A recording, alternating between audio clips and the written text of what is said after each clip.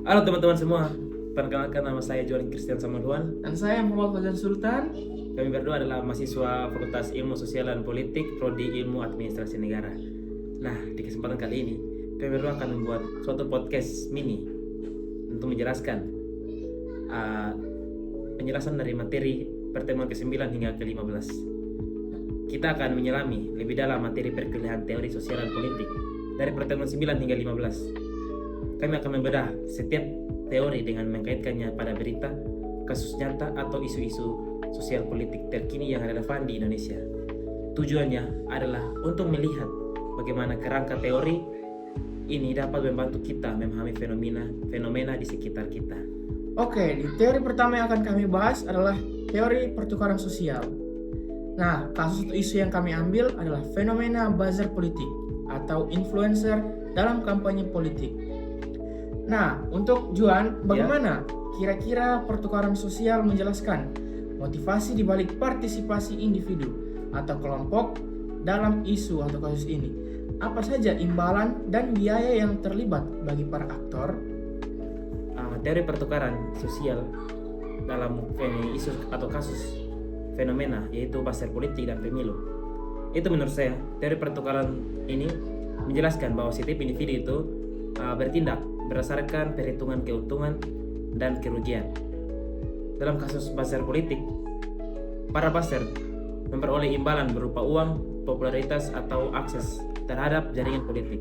Sementara pihak politik mendapatkan dukungan publik dan penyebaran pesan politik yang lebih.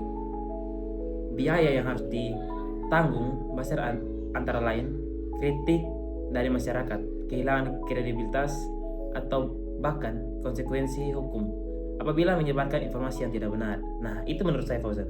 Oke, Saya jadi akan bertanya kepada Fauzan, apakah ada ketidakseimbangan dalam pertukaran sosial yang terjadi? ya. Dan bagaimana hal ini mempengaruhi dinamika kekuasaan dan hubungan anak aktor dalam kasus ini? Oke, terkait pertanyaan kedua dari Juan, terdapat ketidakseimbangan pertukaran sosial karena pihak yang memiliki sumber daya ekonomi dan politik biasanya memiliki posisi yang lebih kuat dibandingkan buzzer atau masyarakat umum. Nah, ketidakseimbangan ini dapat menciptakan relasi kekuasaan yang membuat opini publik lebih malah dipengaruhi oleh kelompok tertentu. Ya, itu. Oh begitu. Jadi ketidakseimbangan ini merupakan sumber daya ekonomi politik yang biasanya memiliki posisi yang lebih kuat. Iya, betul. Oke, baik, Fauz. Nah, selanjutnya kami akan membahas juga tentang teori pilihan rasional. Nah, dalam teori pilihan rasional kami mengambil kasus atau isu yaitu perilaku pemilihan dalam pemilu. Misalnya, mengapa pemilihan memilih calon tertentu meskipun ada isu negatif. Keputusan pemerintah dalam merumuskan kebijakan publik. Oke, jadi saya akan bertanya kepada Fauzan, bagaimana teori pilihan rasional dapat diterapkan untuk menganalisis keputusan atau tindakan aktor utama dalam isu atau kasus ini? Nah, apa tujuan rasional yang ingin dicapai oleh aktor tersebut? Terkait pertanyaan Juan yang rasional tadi, menurut teori pilihan rasional, pemilih akan memilih kandidat yang dianggap mampu memberikan manfaat terbesar bagi dirinya. Misalnya nih, pemilih memilih calon yang menawarkan program pendidikan, lapangan kerja, atau bantuan sosial yang dianggap menguntungkan. Nah, jadi pilihan rasional itu dia memilih untuk menguntungkan dirinya sendiri, bisa dibilang begitu, Juan. Oke, baik. Jadi pilihan rasional itu membuat seseorang itu bisa memilih sesuai dia punya keuntungan, manfaat atau untuk diri dia sendiri. Nah, gitu. Nah, untuk pertanyaan kedua, informasi apa saja yang dimiliki aktor saat membuat keputusan? Apakah ada batasan informasi atau bias kognitif yang memengaruhi rasionalitas pilihan mereka? Oke, baik, Fauzan. Saya akan menjawab pertanyaan Fauzan terkait tentang keputusan yang kognitif. Ya. Jadi menurut saya itu pemilih biasanya memperoleh informasi dari media massa sebelum mereka memilih kandidat tersebut, media sosial, debat politik, dan lingkungan sekitar. Namun rasionalitas mereka sering dipengaruhi oleh keterbatasan informasi, berita hoax, fanatisme politik atau maupun faktor emosional, sehingga keputusan yang diambil tidak sepenuhnya rasional. Oke, untuk selanjutnya kita akan membahas tentang teori feminisme. Kasus yang kami ambil ialah kesetaraan gender dalam politik. Misalnya representasi perempuan di parlemen atau jabatan publik. Untuk pertanyaan pertama, bagaimana kasus ini mencerminkan struktur patriarki atau ketidakadilan gender dalam masyarakat? Perspektif feminisme mana yang paling relevan untuk menganalisisnya? Nah, menurut saya feminisme yang paling relevan itu yaitu feminisme liberal. Karena kasus ini menunjukkan bahwa masih adanya budaya patriarki yang menganggap laki-laki itu lebih layak memimpin dibandingkan dengan perempuan. Nah, perspektif liberal menyoroti pentingnya kesempatan yang sama bagi perempuan untuk berpartisipasi dalam politik dan pemerintahan. Itu tuh tidak membuat kalau perempuan itu semata-mata hanya di dapur saja, tetapi mereka itu bisa memberikan argumen atau pendapat mereka tentang politik yang ada di pemerintahan gitu. Jadi baik, saya akan pertanyaan yang selanjutnya kepada Fauzan. Apa saja dampak kasus ini terhadap perempuan dan kelompok gender lainnya? Bagaimana pengalaman hidup mereka dibentuk oleh norma dan kekuasaan gender? Terkait dengan pertanyaan Joan, dampaknya adalah perempuan sering menghadapi hambatan dalam memperoleh posisi strategis dan suaranya kurang terwakili dalam pengambilan kebijakan. Pengalaman hidup perempuan dibentuk oleh norma sosial yang masih membatasi peran mereka di ruang publik. Jadi kurang lebih begitu. Baik Fauzan. Nah, selanjutnya kami akan membahas tentang teori kritis. Jadi kasus yang kami ambil dalam teori kritis ini itu ketimpangan sosial ekonomi yang semakin melebar, dominasi media dalam membentuk opini publik, atau dampak kapitalisme terhadap lingkungan dan masyarakat adat. Nah, di dalam teori kritis ini saya akan bertanya kepada Fauzan, bagaimana teori kritis membantu kita mengungkapkan struktur kekuasaan, ideologi dominan, dan bentuk-bentuk penindasan yang tersembunyi dalam isu kasus ini. Teori kritis membantu kita melihat bahwa ketimpangan tidak terjadi secara alami, tetapi dipengaruhi oleh struktur sosial dan ekonomi yang menguntungkan kelompok tertentu. Yang memiliki modal dasar biasanya lebih mudah mengakses pendidikan, kesehatan, dan peluang ekonomi dibanding masyarakat miskin. Jadi untuk pertanyaan kedua, siapa saja kelompok yang diuntungkan dan dirugikan oleh sistem atau kondisi yang ada di dalam kasus ini? Bagaimana kesadaran kritis dapat memicu perubahannya? Nah, saya akan menjawab pertanyaan dari Fauzan tentang kelompok yang ada di dalam teori kritis ini. Nah, kelompok yang diuntungkan adalah pemilik modal dan elit ekonomi. Sedangkan kelompok yang dirugikan itu seperti masyarakat berpenghasilan dengan rendah. Kesadaran kritis dapat mendorong masyarakat untuk menuntut kebijakan yang lebih adil dan berpihak pada kelompok yang rentan. Selanjutnya kami akan membahas tentang teori demokrasi. Isu yang kami ambil adalah penurunan kualitas demokrasi, misalnya erosi kebebasan sipil, polarisasi politik, atau praktik oligarki.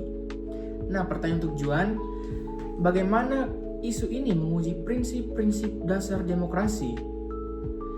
Misalnya kedaulatan rakyat, hak asasi, akuntabilitas, atau partisipasi. Jenis demokrasi apa yang paling relevan untuk dianalisis?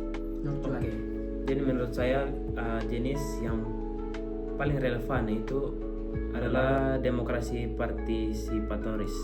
Itu merupakan fenomena ini menguji prinsip demokrasi, terutama partisipasi rakyat dalam proses politik. Nah, demokrasi partisipatoris menjadi teori yang paling relevan karena menekankan pentingnya keterlibatan aktif masyarakat dalam pengambilan keputusan politik di suatu organisasi. Fauzan, apa saja faktor-faktor yang berkontribusi terhadap kondisi demokrasi dalam kasus ini? Nah, bagaimana peran institusi, aktor politik, dan masyarakat sipil?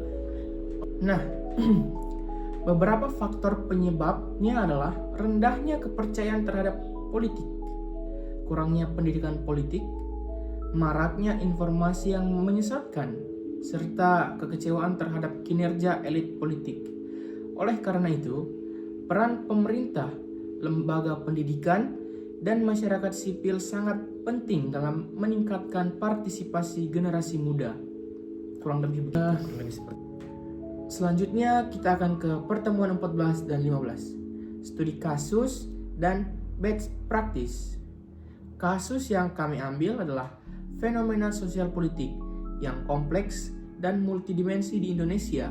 Nah, pertanyaan tujuan, jelaskan secara singkat saja latar belakang dan konteks isu atau kasus yang Juan pilih. Mengapa isu ini penting untuk dibedah? Jadi kasus yang saya pilih yaitu pembangunan ibu kota Nusantara atau yang bisa disebut dengan IKN. Nah, latar belakang dari kasus yang saya pilih itu pembangunan IKN merupakan proyek strategi nasional yang bertujuan memindahkan pusat pemerintahan dari kota Jakarta ke Kalimantan Timur. Isu ini penting karena melibatkan aspek ekonomi, sosial, lingkungan, dan politik yang berdampak besar bagi masyarakat Indonesia. Karena di Jakarta sendiri yang kita tahu bahwa sudah banyak sekali manusia di sana, masyarakat di sana, sehingga kota itu sangat padat. Sehingga mereka mau memindahkan ibu kota itu dari Jakarta ke Kalimantan Timur. Oke, baik Fauzan. Nah, saya akan bertanya kepada Fauzan pertanyaan yang terakhir nih.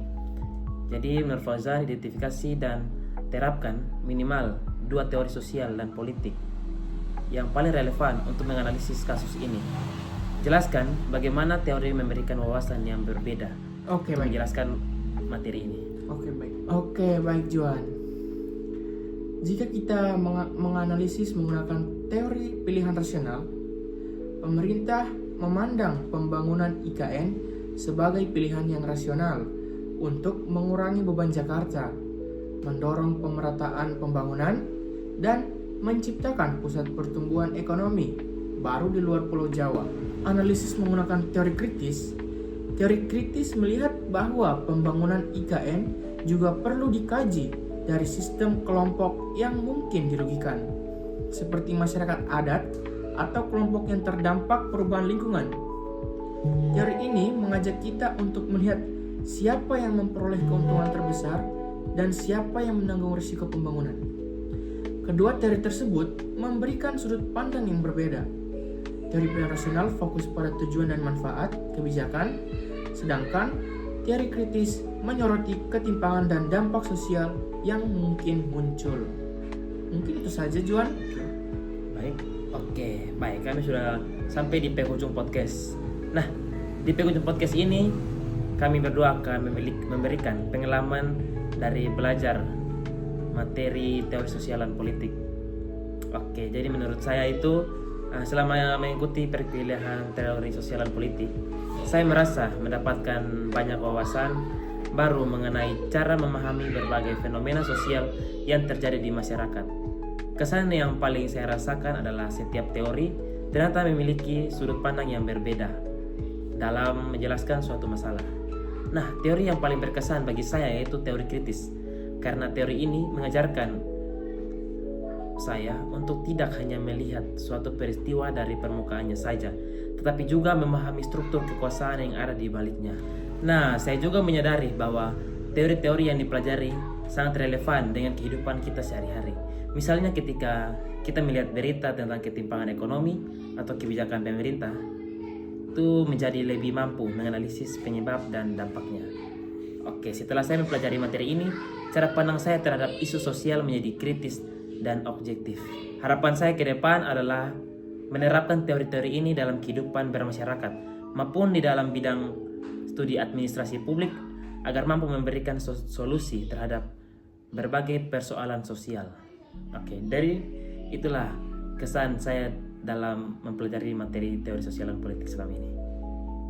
Baik, yang kedua dari teman saya Fauzan, dia akan memberikan refleksi singkat dari pembelajaran teori sosial dan politik selama ini. Baik, kalau dari saya sendiri mata kuliah teori sosial dan politik memberikan pengalaman belajar yang sangat menarik karena membuat saya memahami hubungan antara teori dan realitas sosial yang terjadi di Indonesia saat ini. Teori yang paling menarik bagi saya adalah teori feminisme. Nah, karena membuka wawasan tentang pentingnya kesetaraan gender dan bagaimana perempuan masih menghadapi berbagai bentuk diskriminasi dalam kehidupan sosial maupun politik. Saya melihat bahwa teori-teori yang dipelajari sangat dekat dengan isu yang sering muncul di media sosial dan berita saat ini.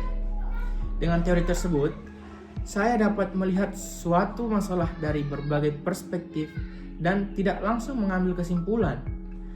Perubahan terbesar yang saya rasakan adalah menjadi lebih terbuka terhadap berbagai pandangan dan lebih kritis dalam menilai suatu kebijakan atau fenomena sosial.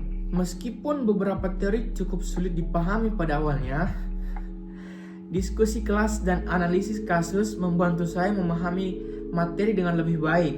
Kedepannya, saya berharap dapat terus memperdalam pemahaman mengenai teori sosial dan politik agar dapat digunakan dalam penelitian maupun pekerjaan di masa yang depan saya khususnya. Oke. Ya, mungkin itu saja ya refleksi dari kami berdua. Nah, saya akan memberikan pesan dan kesan. Nah, pesannya dari mata kuliah teori sosial dan politik yaitu memberikan pemahaman yang sangat penting bagi mahasiswa untuk menganalisis berbagai fenomena sosial secara lebih ilmiah, kritis dan objektif. Semoga kedepannya pembelajaran dapat semakin banyak menggunakan studi kasus aktual agar mahasiswa lebih mudah menghubungkan antara teori dengan realitas yang terjadi di masyarakat. Kesannya, perkuliahan ini sangat menarik karena tidak hanya mempelajari tentang teori, tetapi juga mengajarkan cara berpikir kritis terhadap berbagai isu sosial dan politik. Materi yang diberikan menambah wawasan serta membantu kami memahami berbagai fenomena yang terjadi di Indonesia dari berbagai sudut-sudut pandang. Oke, mungkin itulah akhir dari podcast kami kali ini.